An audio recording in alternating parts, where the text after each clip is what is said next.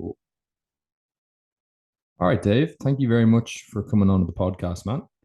I haven't done an episode in a while because I don't like just talking myself into the mic, and I like to try to get interesting people on to talk to. So, kind of trying to work my way through the list of the meme crowd on Instagram.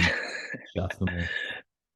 So, Man, am I a memer? I mean, it kind of, I just gravitate towards it because I think everything's ironic, right? Or it's so silly. Like, so memes do kind of just catch my attention, and they catch a lot of people's attention, but mhm. I'm not as big as some of the other guys, I'm sure, but because I have kind of a forward facing like business, right? Like trying to coach people and stuff. And memes are more like attention grabbing. And it's not that those guys don't have businesses, but a lot of them, they just hate seeing stupid information, which I do too. But yeah, memes are interesting. We're in an interesting time. That's really what it's down to. Have you watched The Boys? I've watched the first two episodes. Oh, I okay. love it. I just don't watch enough TV. We got a puppy last month, and the in any free time, that's all that like happens. It's just Teaching this making sure the animal dog. not to shit in the house. Exactly, 100%. It's No, basically what it is. the reason why I mentioned The Boys is because it gets into the power of memes for, influencing people's ideas about things. And it's interesting anyway. But yeah, and I mean, like I grew my initial accounts quite a lot from posting memes, but I realized very quickly that the majority of people who were getting the concepts in the memes and the references that I was making were primarily coaches. So yeah, I think it depends on what audience you're trying to reach. The average person isn't really going to relate to a meme about Squat University if they've never even gone into a gym before. Yeah, yeah, and I think the majority of people still think the way I look at Squat U is like I'm reading this book called How to Change Your Minds, and I've the heard of thing that about before, yeah. it's really good. How to Change Minds. It's by Dave McCraney. And the thing about expertise is that expertise goes down funnels as well. And then it's hard to get out of your funnel at a certain point because it's like you're so vested. Mm, And I know a lot of, you can start from almost the same point with an education for physios and is can be very different, but still generally the same point and come out on the other end with very different conclusions and a yeah. lot of and I just know from my standpoint, like where I was 8 years ago was kind of like where Squat U like still kind of is. And I just didn't think that it was working for me. Like doing mobility drills, trying to Yeah. dissect the body like and down into like component parts just Yeah. wasn't working. So yeah. I think it's different. It's harder to change your mind when your income is relying on you perpetuating your old ideas, you know? Uh, 100%. so yeah, so look, I mean, I think the majority of people who listen to this podcast are coaches or people with a bit of training under their belt who, as you say, went down that path of the mainstream advice around functional training, in quotation marks, functional movements, and found it didn't work for them. And so, this podcast, I'm always trying to talk to people who have gone on a similar journey as I did with realizing all this stuff wasn't really helping, was keeping me in pain, was stopping me from reaching my training goals. And I guess I'd like to just start by maybe getting an idea of how you even got into training in the first place. And then obviously eventually into to coaching and working as a PT. Yeah. Um, my first like my first understanding of like specificity came. I played soccer, football, in high school, and so we did have like weight room stuff in high school. The thing about it is with all like that type of stuff is even though the people mean well and definitely training made us all stronger and fitter, it wasn't like as good as it probably could have been. And I honestly like kind of went in there with an ego thinking that I would be good at this because I was like a pretty like active and like physical guy. But Mm. it just made me shrink because it clearly within like the first couple of weeks was like, oh, I'm not that strong and I don't know how to move that well. Okay. And high school, the weight room kind of was like, I won't say like traumatizing because I don't really think it was that. It was just like, instead of me being okay with like starting at level one, I just was never okay with starting at level one and trying to like just bypass like, oh, how Yeah. am I going to get stronger without like actually doing the basics, right? Yeah. But I needed to run 3 miles as fast as I could basically to make the soccer team. And so what I just did is I just went and started running 3 miles. Like I just went and like I'm gonna run as fast as I could. And the first time it sucked. Yeah. And then, it kept getting better. And I typically was like I ran 3 miles like 3 times a week. And I got good at it, like was Yeah. probably one of the fastest kids doing it. And I'm like, okay, so just do the thing. Well, funny enough, for some reason we don't think that way with like lifting. A lot of times we think like Yeah. there's like other things. Um, and it's also humbling to go into the weight room. Like I could just go run at night. Like I'd go run at night and nobody'd see me, and I'd kind of put on the Rocky tune and just run, right? But you Yeah. go to like a weight room and it's like, oh, people see you with just the empty bar and you're like a little pansy, right? So you Yeah. kind of Yeah. shrink back away. But eventually what happened is I'm like, oh, I wanted to maybe go into the military. So like CrossFit was very much up and coming as like what military people were doing. Yeah. Big time. Um, so I got into that in CrossFit kind of in the earlier days. This was like 2008. That was when I was Um, getting into it as well. and from like a just like it was better. It was at least doing like squats, deadlifts, and that type of stuff. But still like the understanding of what really like the principles of strength training and the principles of like athleticism and Yeah. adaptation and that type of stuff just had no clue. Yeah. Um, Became a CrossFit coach from a weekend seminar, and that was good. My biggest thing was just like I'm not just gonna let anybody get hurt because that's Yeah. really it's from in my mind it's like if you get hurt you can't train, and if you can't train that sucks. Yeah. So let's just focus Absolutely. on being as intelligent as we can. Um, and eventually, then it was like how do I like I wanted to do something in the healthcare space that was health promoting, and almost went to medical school. Spent a lot of time working in the hospital while I was coaching CrossFit, and I'm like, yeah, I don't want to do this. I don't want to be a surgeon. I don't want to just pass meds. Yeah. So physical therapy was kind of the next logical step, or and becoming a physio. So went to school for that. And that's really when I started to have these epiphanies that like, oh, it's just the said principle and Mm. and like stress recovery adaptation and fitness fatigue, like because we do like these hands-on things and no, everybody's just BSing it. Like, oh, did you feel that? And like, yeah, I felt that Yeah. because you Yeah. don't Yeah. want to be the person that doesn't feel it, right? Like, and Exactly. Yeah. it's such a mirage, and it doesn't mean that stuff is never advantageous. It just means that it's not really doing the thing we think it's doing or what they said it was doing, right? It's Mhm. more like, hey, do you even feel this? This is your ankle. This is your talus. Do you feel that? Like, or this is your scapula. Do you know how to move like your shoulder, right? Like in a way. Mhm. That's the type of stuff that I think is powerful.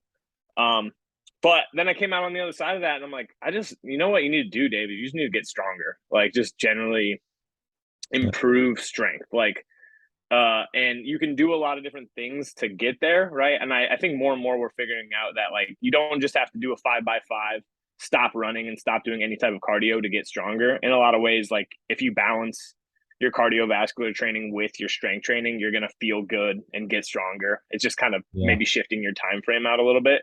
Um, but yeah, I mean, I just think I went through the same cycle that a lot of people go through. And I think I was just lucky enough to come out on the side of like, this is what productive training actually generally looks like with principles, as opposed to just getting thrown back into the cycle of, okay, this is the next fad, right? Yeah. This is the next fad. So, yeah, I don't know if that helps, but that's my general story.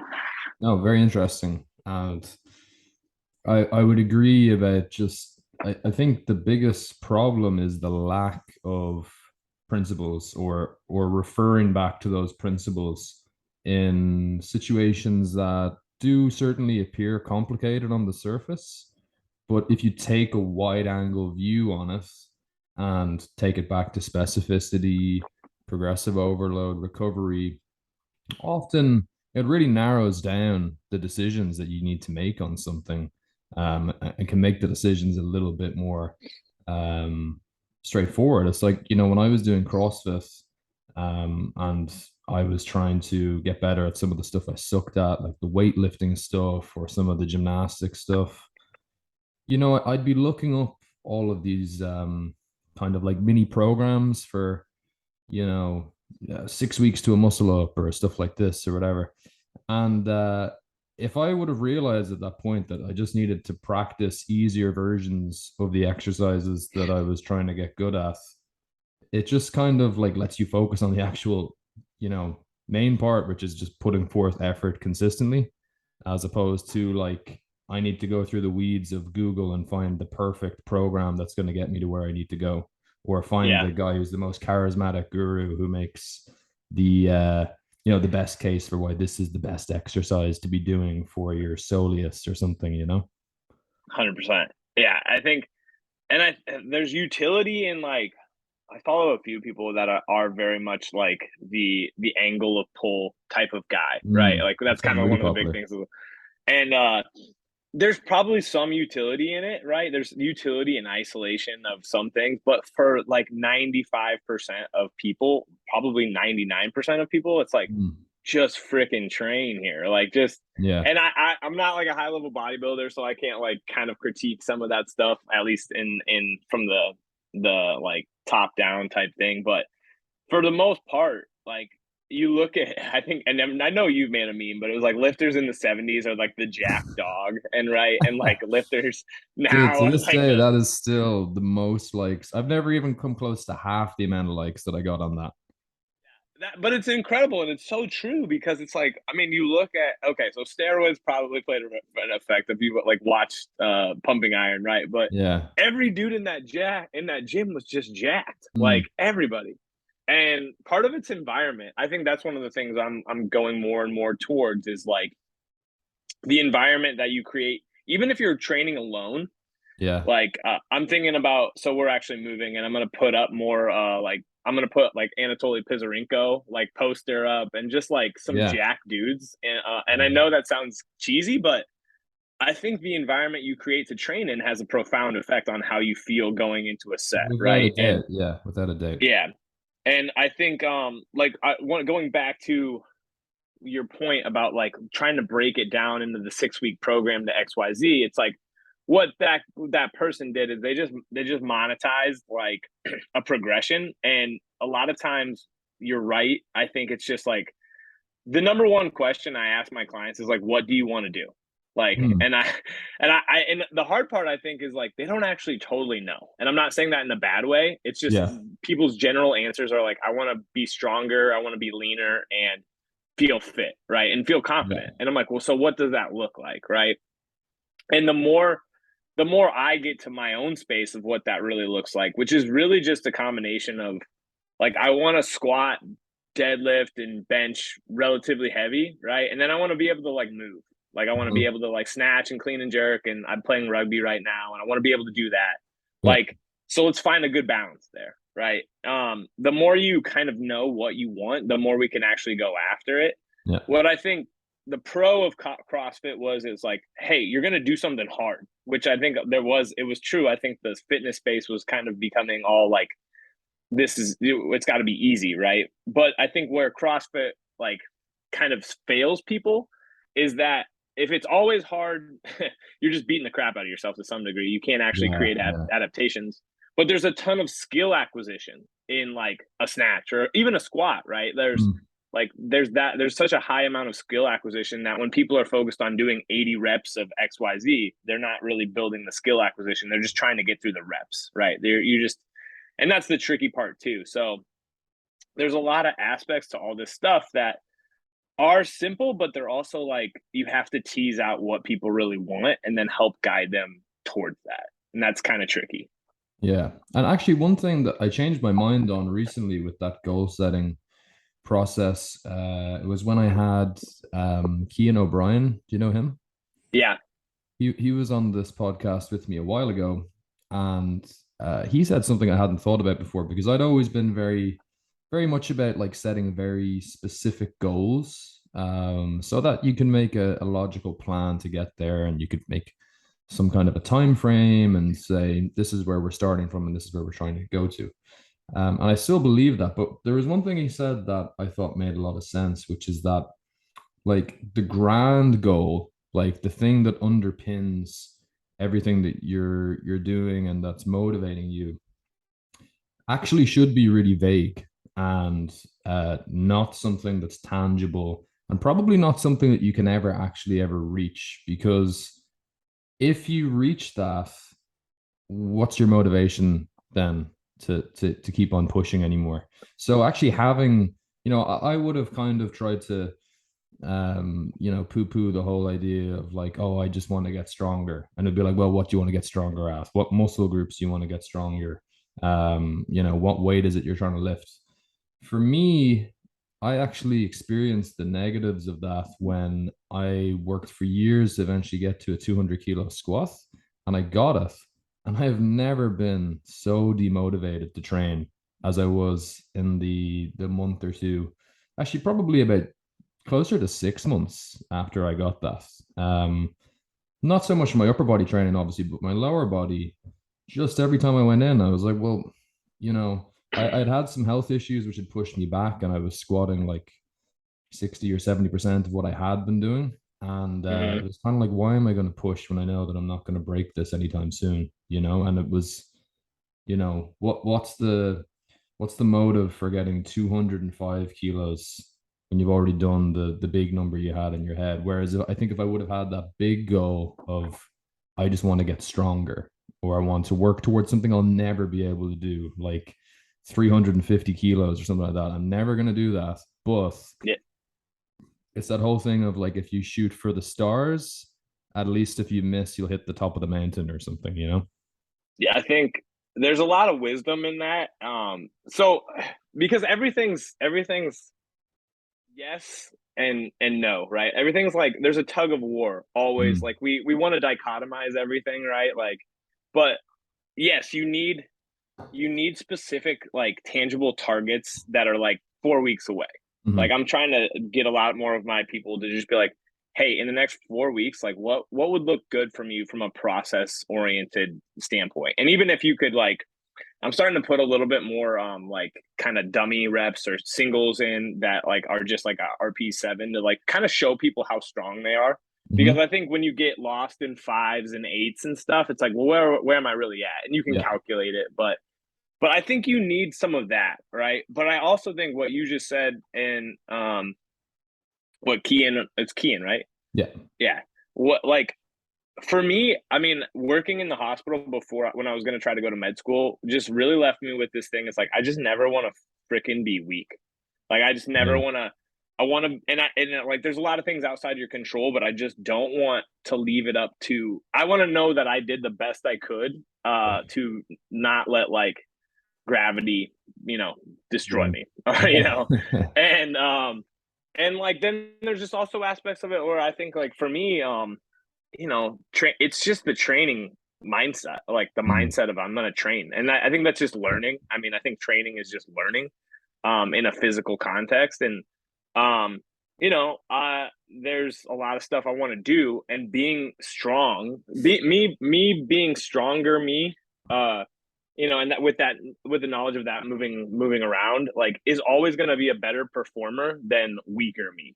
Yeah. So even if I go and do like I want to do an Ironman, like I don't necessarily want to do an Ironman, but if I say I want to do an Ironman at some point in time, developing a base of strength and then going into that type of Mm. training, even though you're going to lose a lot of that strength potential, is still probably going to make you a better Ironman runner than Yeah. in the absence of it, right? And that's the thing I think a lot of like us start to.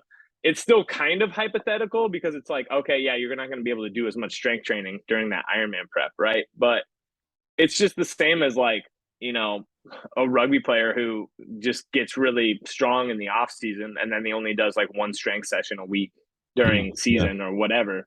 um he's that much more robust for Yeah. doing it, right? And that's the tricky part. So yeah, and the veg, it really does come down to like who the heck do you want to be as you get older, right? Like there's a lot of that. Like Mm. do you want to be the person who's kind of continue to test yourself or the one that's like, I'm older, can't do this? Like Yeah. That's the tricky thing too. So, and that's a mindset piece. And I think it's so cliche, but it's so true that like our mindsets really do dictate who we are Absolutely, and yeah. what we do. So, Actually, there's a great podcast that I recommend to anybody who's listening, and I can't remember which one it is, so it's not going to be super useful, but you should listen to all of them because Elite FTS Table Talk have done multiple podcasts now where Dave Tate's the host, and then they've had some combination of Jim Wendler, uh, Vincent DeCenzo, who used to be a mm-hmm. really strong powerlifter, and I can remember his first name, but his second name is Rhodes. Anyway, I keep thinking of Randy Rhodes, but that's Ozzy Osbourne's guitar player. R.I.P. Um, but anyway, they've done, I don't know, maybe 4 to 6 episodes of this podcast with each other since COVID. And they're really good, interesting discussions. But one of the discussions relates to that, where they were talking about just training as you get older and um, how you need to develop this skill set of uh, basically reframing things when stuff is going shit or when you get an injury or something like that, where you kind of need to control the controllables and appreciate the stuff that you are able to do and sometimes let go of stuff that maybe is just not really worth the hassle it's giving you anymore. So like Wendler was talking about how like he could still do the barbell stuff, but it was leading to him being in crippling back pain for 3 or 4 days every time he did a heavy squat, and his shoulder would be in bits every time he did a heavy bench. And I think he gave a really interesting example about the bench press. Actually, like he was saying, because all the training he does now is with a weight vest, and he does ridiculous stuff. He does like 2 Murphs a day with a weight vest on, but he Yeah. was he was saying something like, I think I don't know exactly what the weight was, but let's say, for example, like he was still able to bench like 160 kilos or something.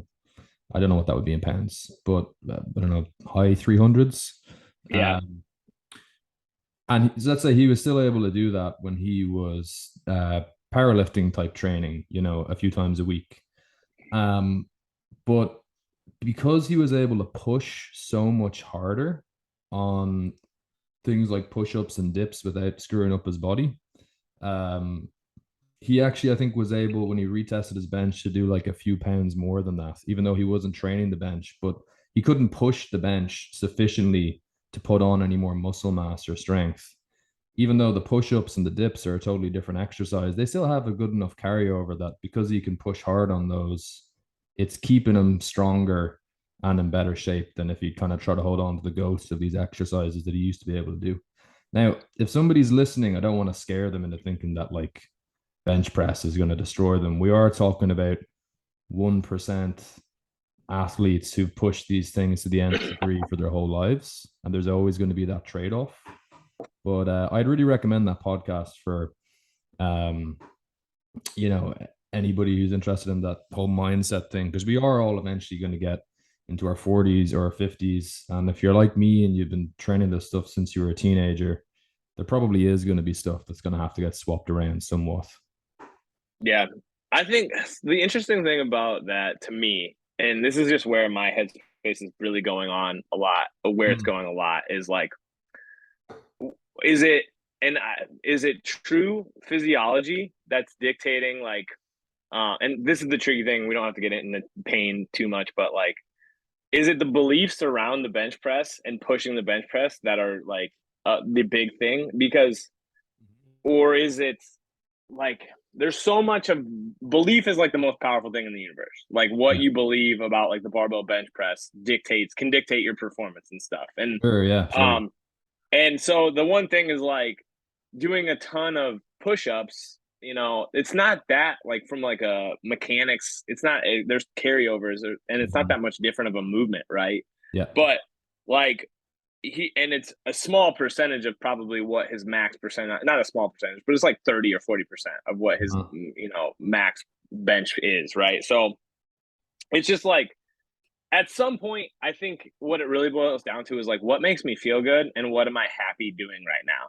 Like Right. somebody like Windler just probably looks at a bar and there's probably like screw that thing. Like, cause the dude literally like ate and trained his way to 1,000 pound, like, squat. Mm. And I remember reading 531 for the first time, and it was just like, he just freaking hated training because it was basically, Yeah, like I'm fat and I feel like crap, and so he just like started walking and then got back into doing some sprinting, and then just yeah, simple like progression of using a training max, right? Like, and the thing that's interesting about, like, at some point it's just going to have to become about like the joy of moving your body, which uh-huh. is a lot of like, you don't get there with like, you don't just start there, right? Yeah, You have like some objective goal that you typically want. And the thing about Windler, like, I think I saw a picture of him not too like long ago, and he's jacked as shit now. Like, and mm. it's, look at what he's doing, but he also had this giant massive muscle mass that then he's like honed down, right? Yeah, yeah, yeah, And like, so many interesting questions in the training space. I don't know if you heard this analogy too, but like, um, a guy put it up, and then Jordan from Barbell Medicine put it out. Basically, training and cooking are very similar. yeah. Like, everybody knows, like, from the surface level, it's like, oh, I could figure out how to cook and I can figure out how to train. But Hmm. then there's like deep levels of nuance and understanding and recipes that everybody creates, Yeah. that, there is, like, you can argue about, right? And Hmm. for that story, it's just like, okay, if Windler really wanted to train his bench, he probably could figure out a way to do it. But he's having fun, or he's at least enjoying the process of what he's doing, and it makes him Yeah. feel good. I And think that's like the most profound thing, right? absolutely. I think the way he explained it is that he knows he's never going to set another PR again, or at least if he was going to, um, he doesn't feel that it'd be worth the toll that it would take on his body to do it.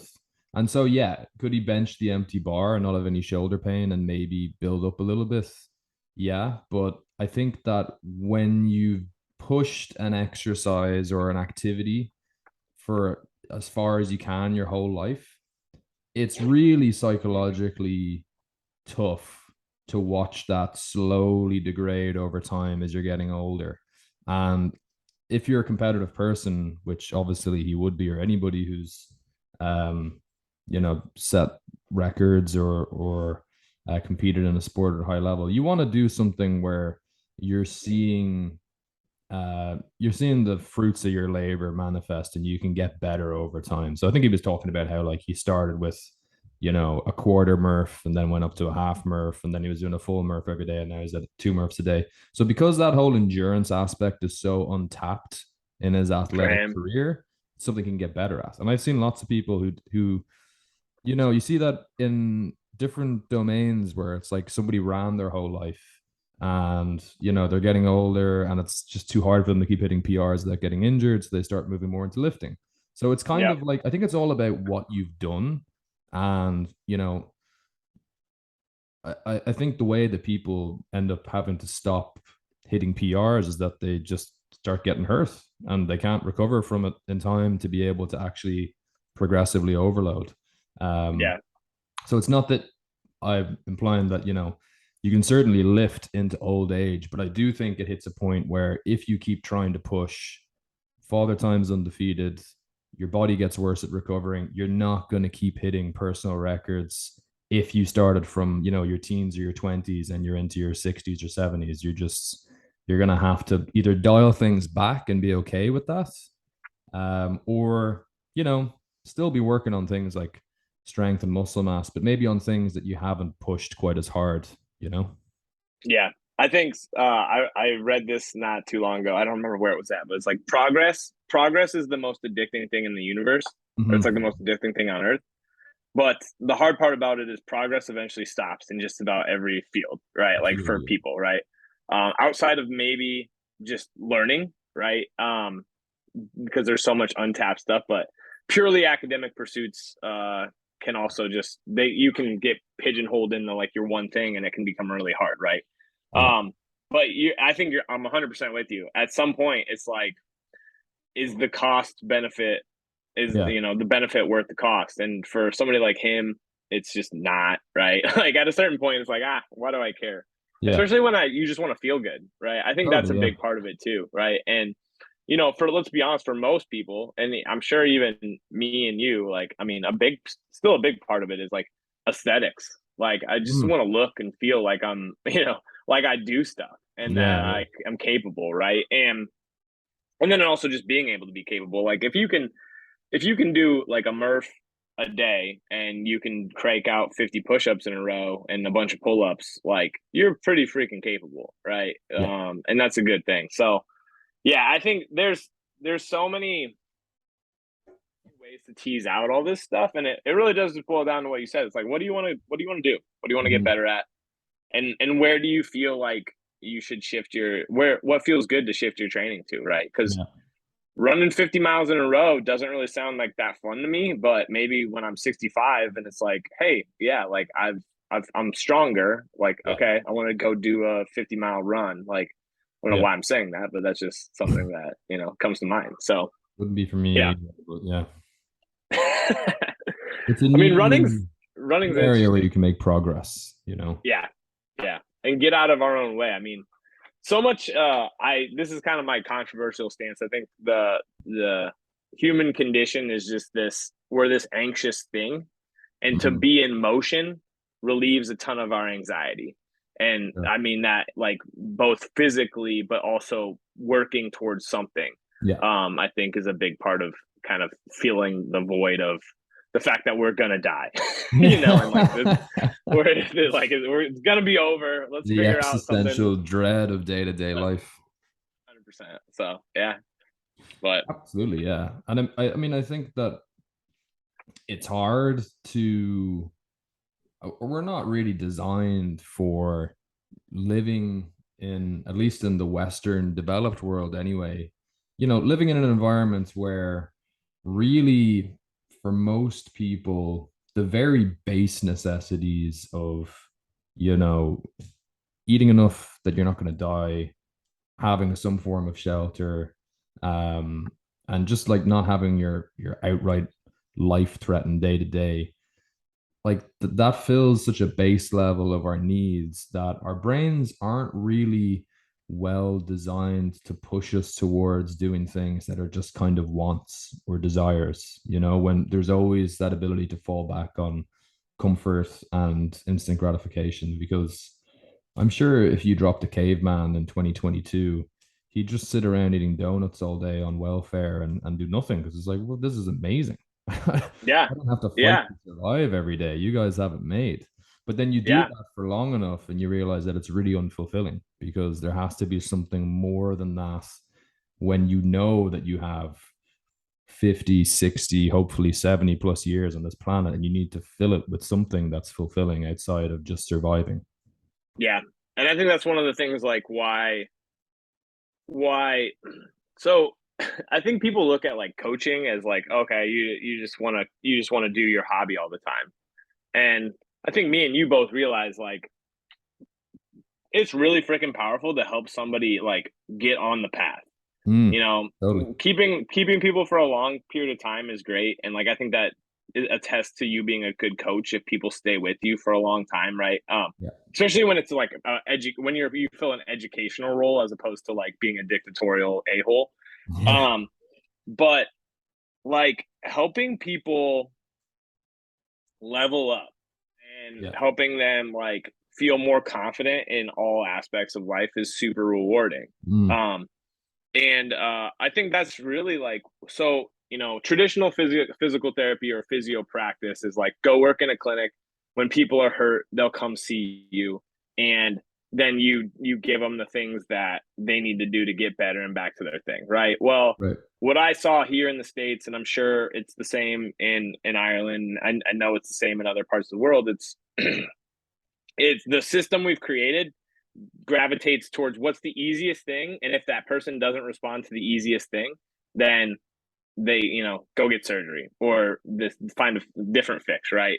Yeah. And I did go to physical therapy school because I wanted to help people understand that if you train appropriately, you are going to handle injuries a lot better, and you're probably not going to get injured near as much. And the funny thing is, like, pain, when it comes to just pain, people who do stuff and people who don't do stuff, sedentary versus non-sedentary people, it's the same. Yeah. Both of them experience about the same amount of injuries per year, same amount of pain flare-ups. Yeah. So being more functional, and I hate that word, but being more fit and strong is just really good. Yeah. And people like train and really take out the guesswork for them is super rewarding because then they don't stop, right? Like Hmm. my parents are clients of mine. Same here.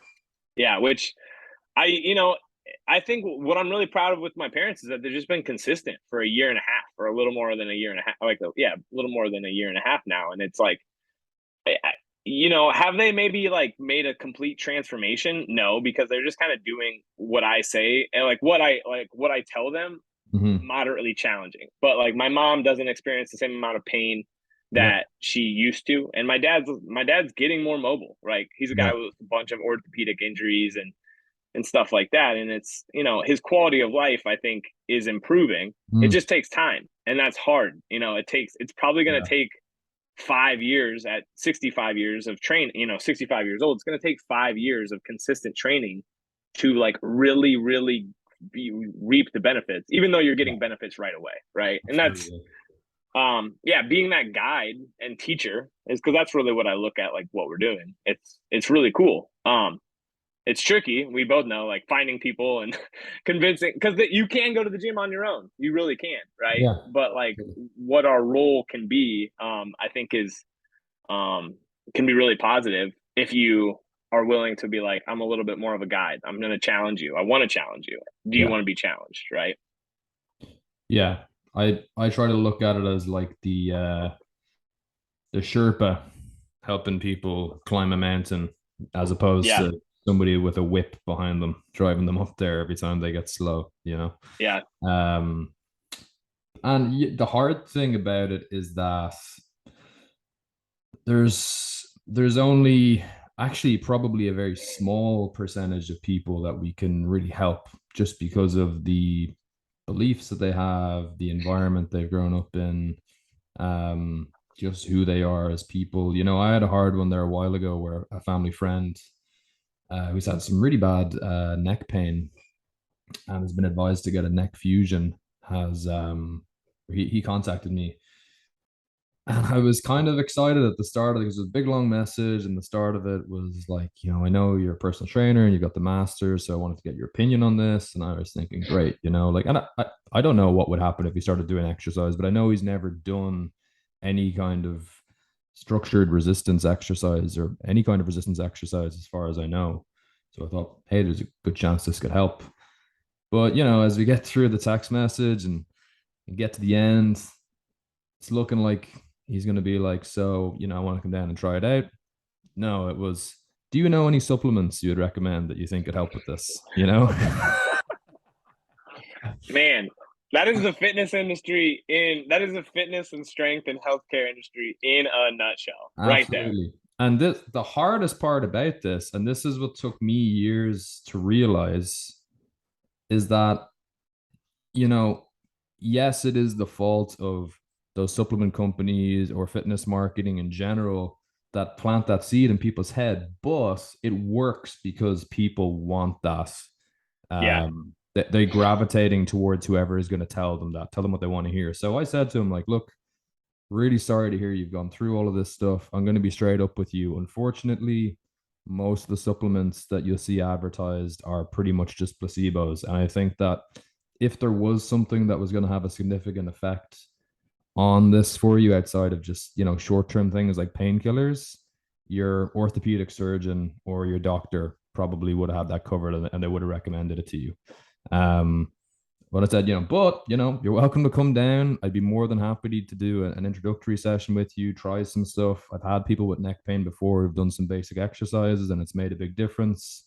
It's a stone you haven't even begun to lift up and see what's under there yet. So we'll give it a try. And it was just like, okay, I just wanted to know about the supplement. See you. And, Dude, that's fine. I just feel bad because there's nothing I can do there that's going to convince somebody like that, once they have it in their head that there is an easy short-term fix out, or not short-term, but an easy quick fix out there that's just popping a pill that's going to fix it all. Yeah. And on some levels, it kind of blows my mind that somebody would go through with like a major life-altering surgery like that, as opposed to just trying something simple like a bit of strength training. But that sort of stuff has hit home to me, that like we got to help the people who want to be helped, who kind of are looking for help, but they just don't know where to look for it. They don't know that there are services available that can get them there. Yeah. I mean, the tricky thing about, so I was actually talking with a friend over the weekend, and we were just kind of venting out like the healthcare system kind of sucks, right? And there's pros, like we need emergency medicine and stuff, but the system we've created is a product of what at the fundamental level we think we want, which is like Mhm. somebody to fix us, right? Yeah. And and like part of that is it's both the, this is what all business is like figuring out, okay, what do and healthcare is unfortunately a giant business. What do people want, and then Yeah. let's give it to them, right? And Yeah. then that keeps it going, right? And the To problem is that if we objectively don't give it to them, somebody else will, a and hundred just percent slow it right. down. Yeah. And so it's the tricky part about it is a lot of ways it's like, you know, and just this book I'm listening to, How to Change Your Mind, is like so much of it, why we believe what we believe is just it's an emotional attachment we created with an idea because somebody else had something happen to them. A lot of times, like the Yeah. people who, like, I think one of the big aspects of why I want to be fit and strong is because I did see my father, who was like a relatively fit and strong 28, 30-year old, sustain Mhm. multiple injuries and then become just basically not as healthy as he could have been. Yeah. Mentally very healthy, but physically, like, he also grew up on a farm where he could eat whatever he wanted because he was burning it all off and working his Mhm. butt off. And then he went and started working at a desk job, right? So there's a lot of emotional attachment for me to do health stuff, right? And Mhm. I see the patterns that created kind of my dad's lifestyle, and I'm like openly rejecting those as best I can, right? And that the hard part about it is, where we are with like musculoskeletal injuries and surgeries and stuff like that is, it's still if you hurt your knee and you go to an orthopedic surgeon and they say, "Oh, you need to do surgery," even though you could rehab it conservatively, the the surgery closes a loop. It closes the what if. Oh, if I don't get surgery and Mhm. this never gets better, I'm screwed, right? But most of the time, it's like you get the surgery and it's still you have to go through the same rehab process, and it might be that your meniscus is, a little bit like they literally Yeah. stitched up your meniscus or X Y Z, but a lot of this stuff is it's closing the loop of, is there an easier way? And I tried the easier way, right? And that's what I think me and you probably both did with like the mobility training. Like, oh, what if it's the same way with like the stock market? You look at a tip and it's like, oh yeah, this is the tip that's going to make you $250,000, right? Mhm. And you find out it's BS, but it seems like I should have tried the easy way when like the process sucks and the process is hard, and like, but it ultimately gets you the outcome you want, generally speaking, right? Yeah. um it can anyway. And yeah, it's the nature of everything. I mean, like the real meat and potatoes, the 98% is training, eating well, sleeping, and developing like a positive attitude towards what you're doing, right? And about yourself, like, because even yesterday I went through a wave of like body image shit. Like I was just like feeling like I'm like bigger, stronger, more physically fit than I probably ever been. But I just had like a day where I probably went back in old patterns where I was like, I didn't like my body. And Yeah. I'm a dude saying that. So it's a little weird, but like I think a lot of people go through that type of stuff. And I think they do. They just don't talk about it out loud. yeah, yeah. I mean, and like there's really, it's just one of those things. I think it's kind of human. I think it's literally the fact that we see, I was probably watching football and probably watching other stuff. I just see a bunch of jack dudes running Yeah. around. I'm like, oh man, I want to be them, right? Yeah. And Yeah. why aren't I them? And so there's just all sorts of stuff that make us really complicated, and it's teasing that out, which is takes work, Hmm. that then allows us to kind of feel good about ourselves and move forward, right? To take And that back to what you were talking about earlier, I think that's the value of doing training with some kind of a social element to it. And that social element could be coaching, or it could be training with a friend or something, because I think it does help you get out of your own way, and it helps you, get out of your head a little bit with that stuff, especially for me, like with, yeah, I've got multiple joints that hurt at different times. Sometimes I go in and I bench press and my shoulder feels 100 bucks. Sometimes it feels like crap, and it feels as bad as when I'm doing the empty bar as it does as when I get up to my top set. What's interesting is that if I'm training with a friend and we're just chatting in between sets and I see them pushing on the same exercise, it kind of like shuts off that part of my brain that would start freaking out about, like, maybe I need to go away and start doing some rotator cuff work, or maybe I just need to cut out the bench altogether and start doing push-ups, and maybe I need to go find a physio who can work on this, that, or the other with me. I know deep down in the logical part of my brain that, my experience, the stuff that I've read with research, talking to people who know a lot more about things than me, it always comes back to the same thing, that look, unless you've got a major structural issue going on that there's a good bit of evidence that surgery could help with, you just got to follow the principles of loading stuff with what you can handle and trying to keep a positive outlook on things and educate yourself. And um, I think having that, a coach or a friend or somebody who can just help you get past all that bullshit in your head and just kind of be in the moment a little bit more with things, it's really valuable.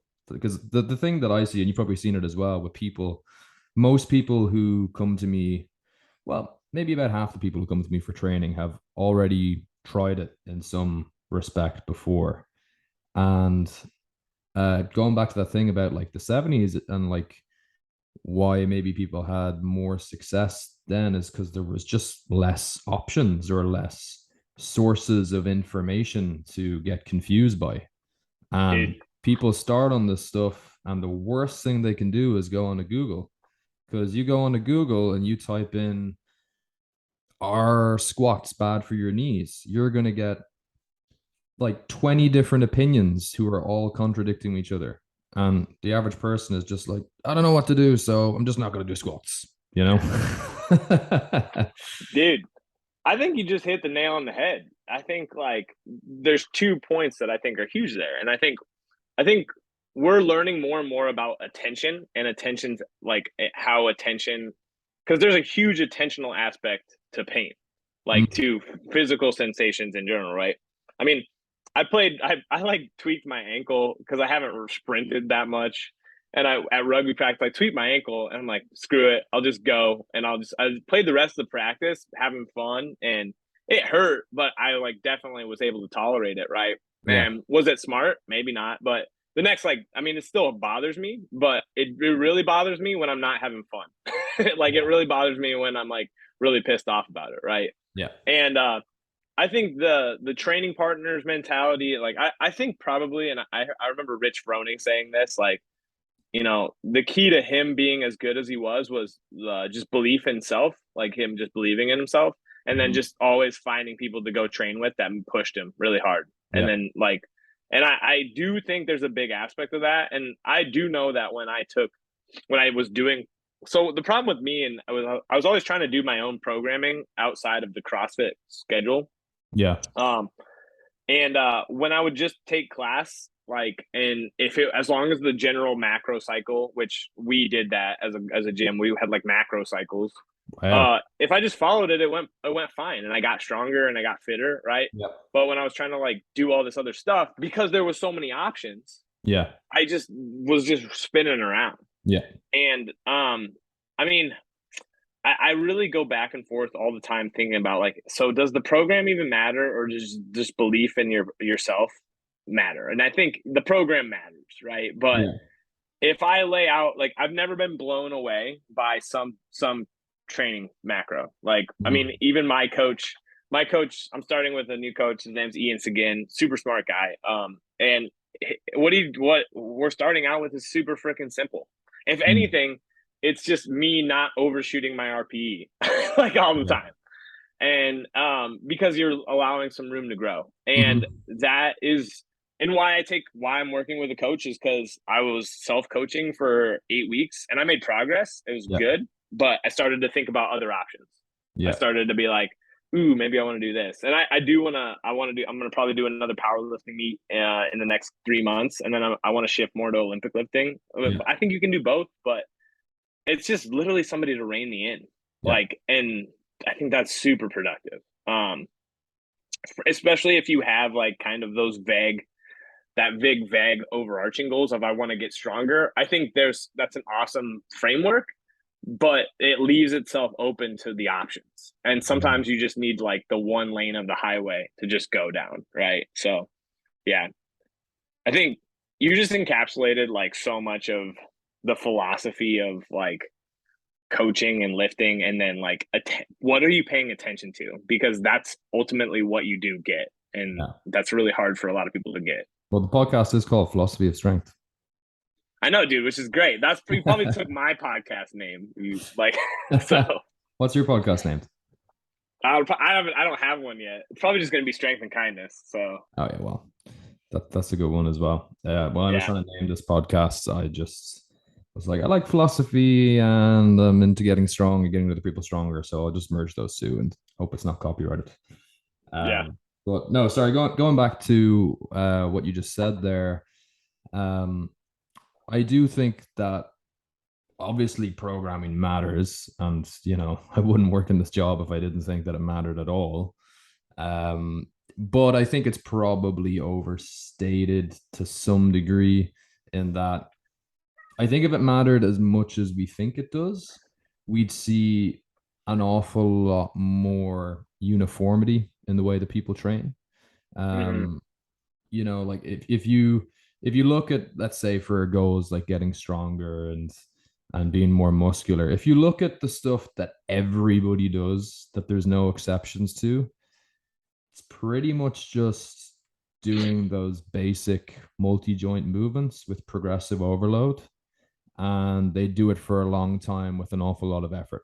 And hmm they put that effort into the other stuff as well, which most people get stuck on past the beginner stage, like sleep and good nutrition and stuff like that.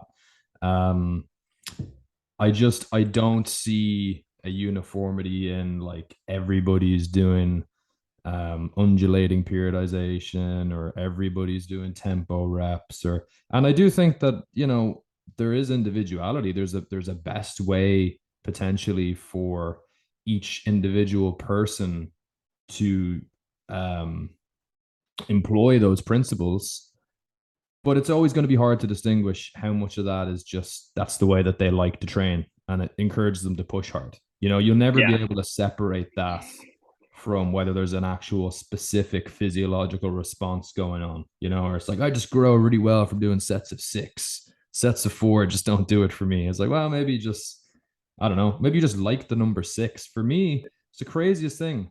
Just something about 6 to 12, it just sounds really good for muscle gain.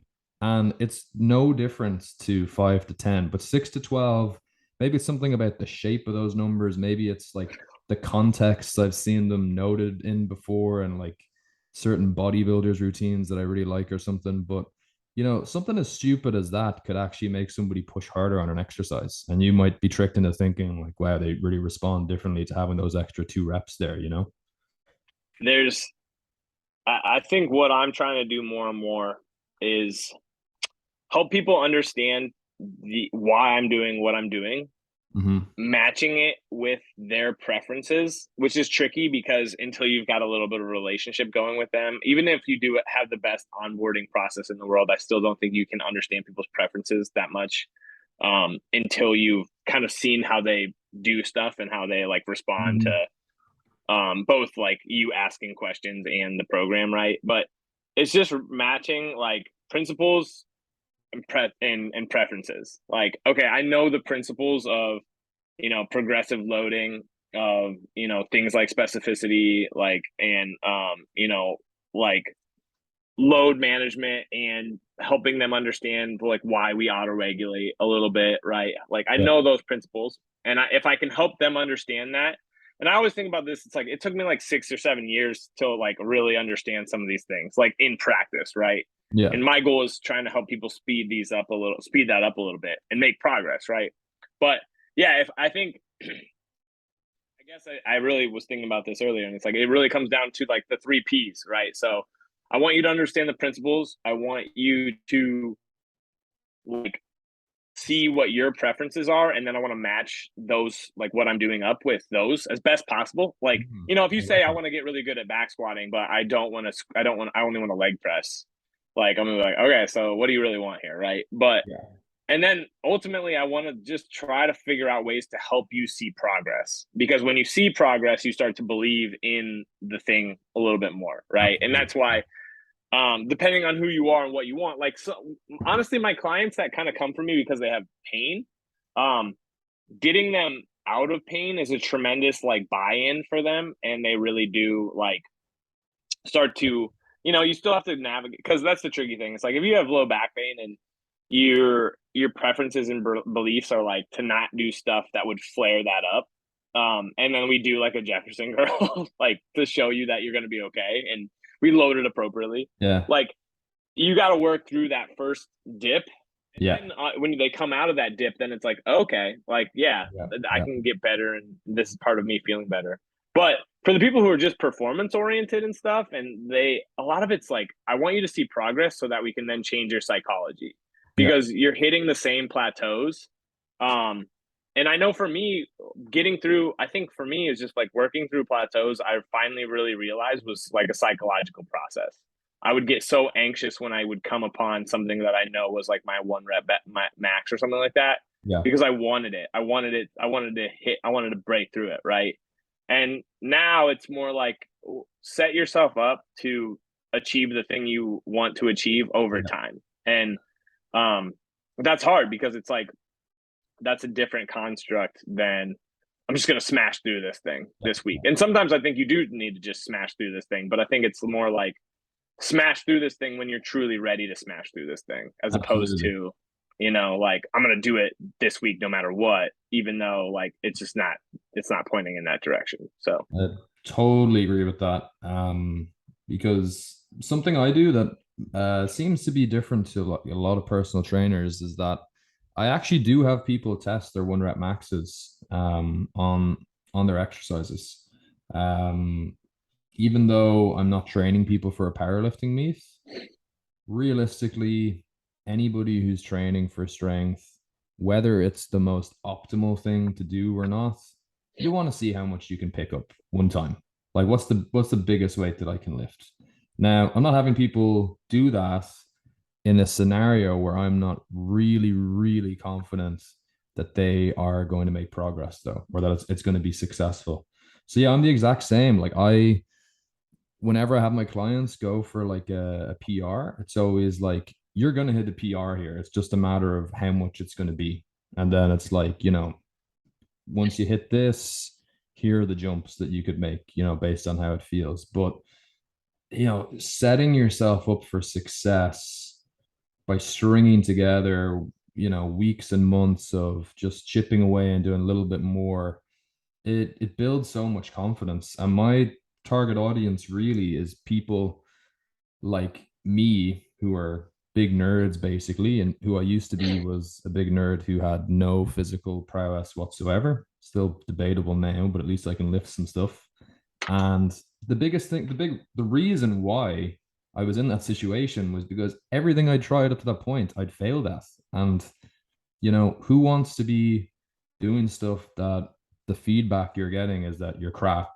So then that starts becoming part of your identity, that okay, I'm not physically capable, I'm not a fitness or gym type person, because when I went to play soccer, I got picked last, and then I got hit in the face by the ball and I'd missed the ball when I go to kick it. And I don't know what's like in the States in school PE, but like when you play PE here in Ireland, and that's most people's first exposure to sport. It's all ball sports, and it's mostly soccer.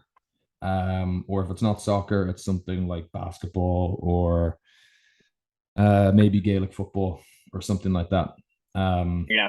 and then going off a bit of tangent here, but the way that I got into training was that I started doing something that was really easy to be successful at, and that was just really basic resistance training that they had in a module in school. And I could see myself getting a bit better at it every week. And it doesn't take a lot of coordination to hold the plank for 10 seconds longer than you did last week, or to do a few extra goblet squats or something like that. Um, and so I really like that. I'm gonna steal that principles and preferences thing. I think that's brilliant. And it it's great for setting people up for success, because obviously they have their own goals, but you also know what's going to actually work to get them there.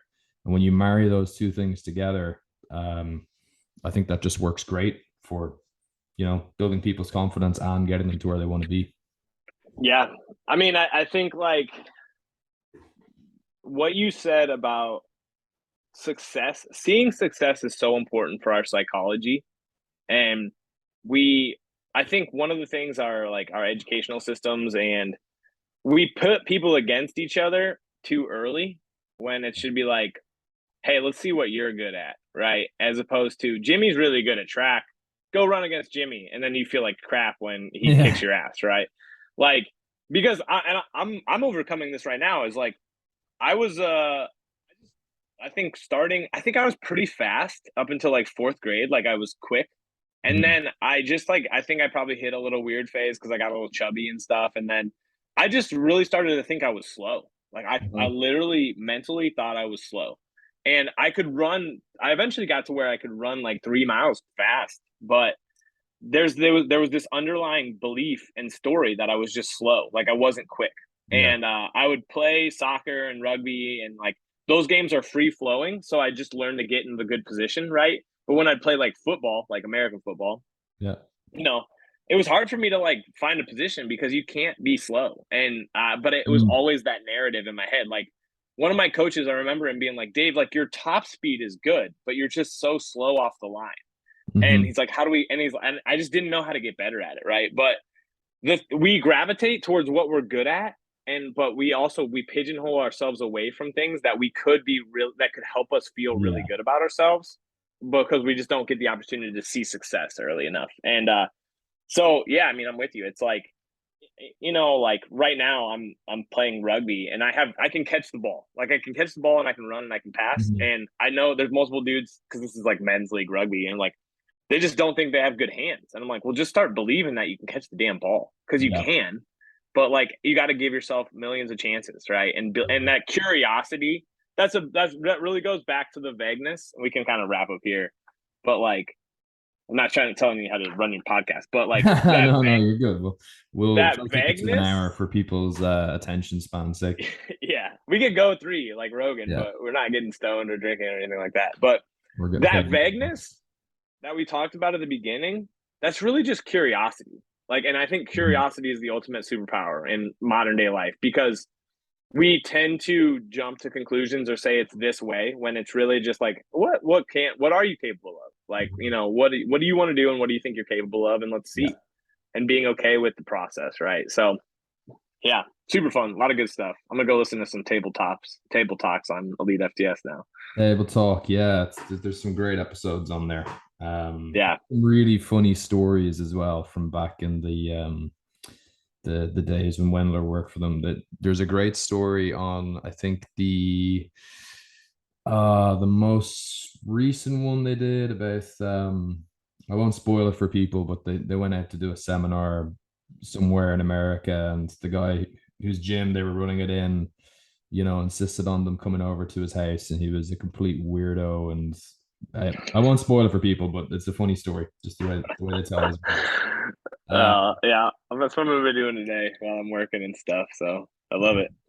um, and one thing I took from that as well is that, you know, I don't think I'm never really interested in doing another powerlifting meet again, because they were talking about like how they just do their own meets like in a somebody's garden, and they all get together, they lift. It's not even like specific power lifts. It's like all right, you want to hit like this on the overhead press for 6 reps. That's your version of getting a green light or white light, And then they're done in like an hour and a half, and you can just go straight to having a barbecue and some beers and not have to deal with the bullshit of traveling around to meets and waiting there all day. Now, people are like super competitive. I understand why they do that, but I've done that a few times with friends now, and I'd never really look back. So there's loads of good I stuff. think Episodes. that type of stuff. So what CrossFit did for the gym is make it somewhat competitive and fun. Where I think what you just mentioned is like basically what more and more gyms should try to do on a regular basis. It's like, hey, these are the basics. Like you come in and you say, like you set your own goal. Like, okay, Yeah. how you want to hit squat for 5, like that's your Mhm. PR. Like we're just for the next 2 hours, we're just gonna basically like test and have fun.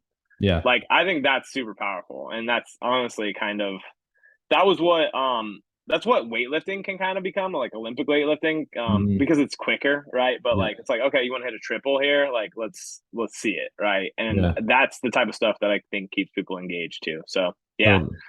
I think you just got to make it fun and Yeah. challenge people and and not be like I posted me snatching yesterday, and one of my physical therapy friends is like, "Be careful about your lumbar extension," and I'm like, "God," and she's joking with me, but Yeah. I Yeah. there's other people who are like, "Dave's got a lot of lumbar extension there. He's gonna herniate a disc," and like they just don't want to. It's like be a little competitive with yourself, see what you can do, Yeah. despite the perfection mentality. So anyway, Just send it. Just send yeah, it's what I got. That's what you got to do. Just send it. it. So now, All right, man. Thank you very much for coming on. It's always really nice chatting with you. And hopefully, if you ever want to come on again, you're always welcome. If people aren't already following you, which they should be, where can they find you on the interwebs? I'm at Dave dot strength and kindness on Instagram. I have a website. It's strengthandkindnesscoaching.com. It's Okay. basically, some simple stuff. I'm probably going to start a blog on that in the not too distant future. Um, yeah, but those are my big two. The Instagrams where I do most of my like educational and coaching content. And yeah, always looking for clients in the rehab and strength phase too, or the strength space too. But Yeah. yeah, Awesome. And yeah, definitely give Dave a follow. And yeah, we should do this again sometime, man. dude, it's fun. Good to talk to you. Have a good rest of your day. Sweet. You too.